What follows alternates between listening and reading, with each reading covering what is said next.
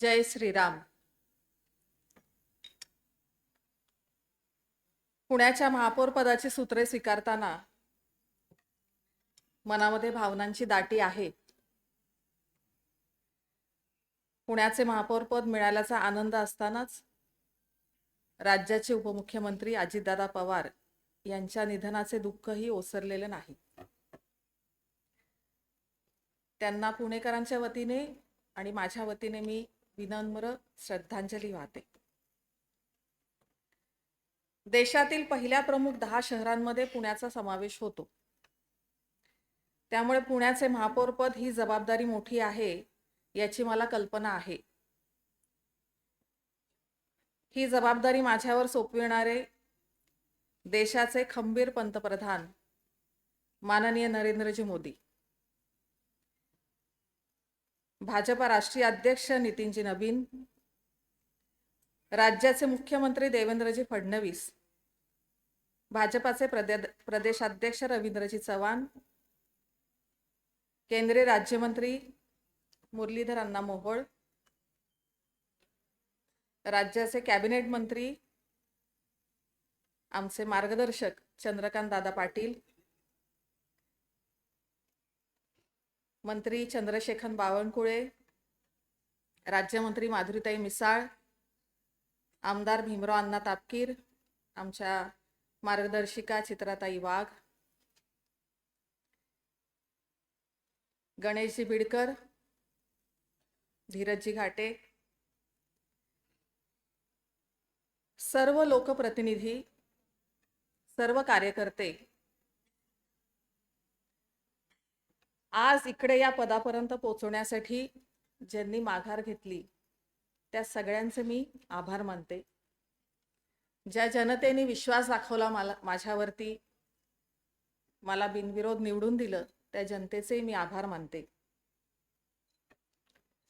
आई Jijau Chhatrapati Shivaji Maharaj, Lokmanya Tilak, doctor Babasaheb Ambedkar, क्रांतीसूर्य ज्योतिबा फुले, क्रांतीज्योती सावित्रीबाई फुले, लोकशाहीर अण्णाभाऊ साठे, पुण्यश्लोक अहिल्याबाई होळकर या सर्व विभूतींचे स्मरण करून ही महापौर पदाची जबाबदारी मी स्वीकारत आहे.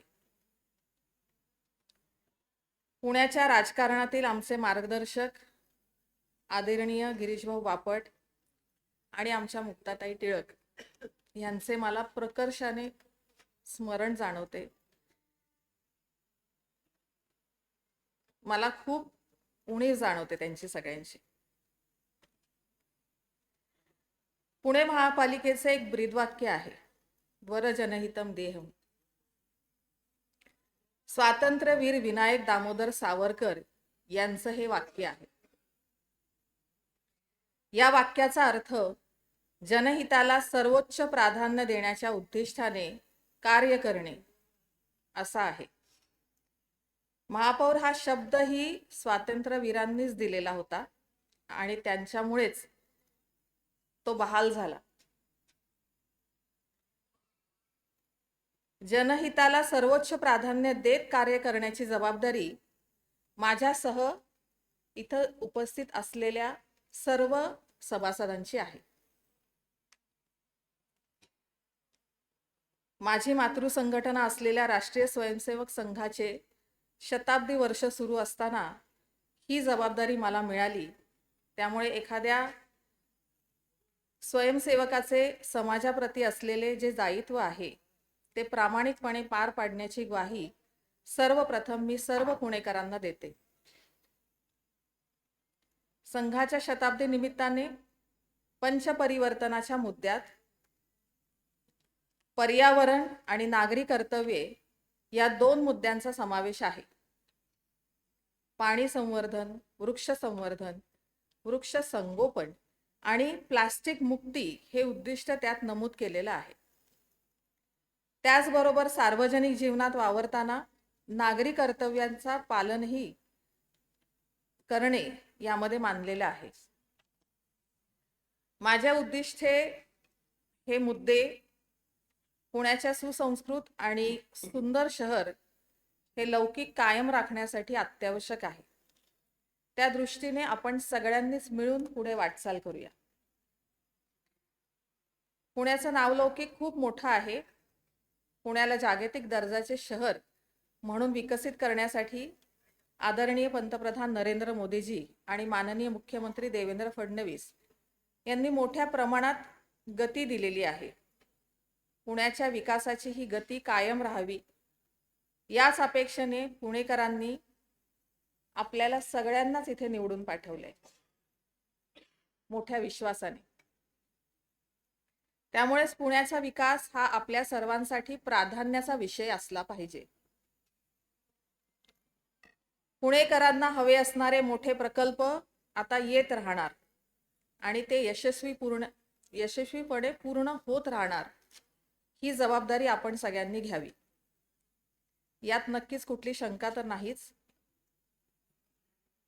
ही जबाबदारी पार पाडण्यासाठी केंद्र आणि राज्य सरकार समर्थ आहे आणि महानगरपालिका आपले योगदान देत राहील.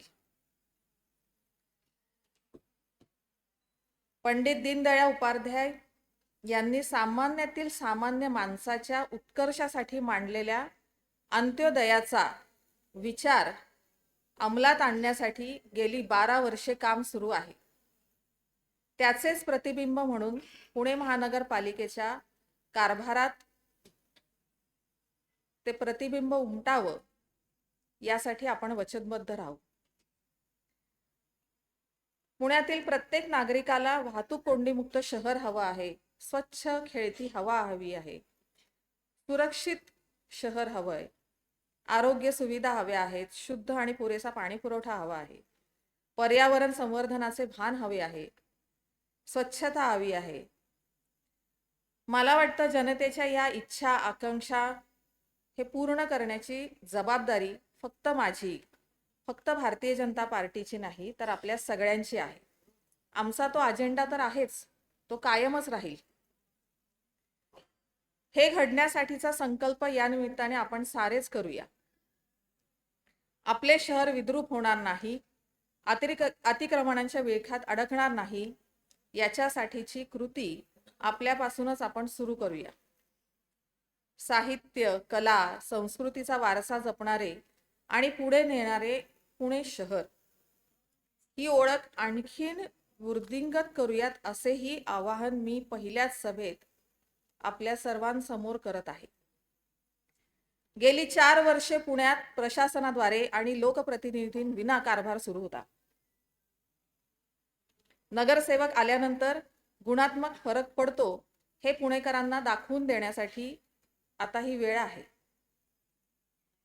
प्रशासनाच्या हातात हात घालून आणि पुणेकरांना विश्वासात घेत आपण सगळेजण पुण्याचा कारभार चालवूया. जय हिंद.